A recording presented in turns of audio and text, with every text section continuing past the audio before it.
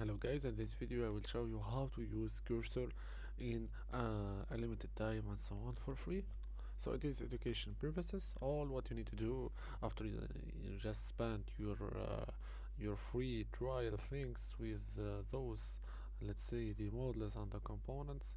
All what you need to do, which is go for settings, cursor settings, and then from this email's pro plan, all what you need to do, which is to log out and once again to create another account using Google or real email and relog in with that account, and you can use that freemium access till it's ended and you create once again and so on. So that's the process.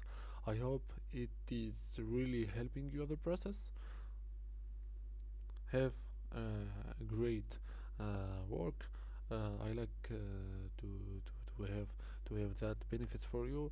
Like and share the video and subscribe to the channel for more content.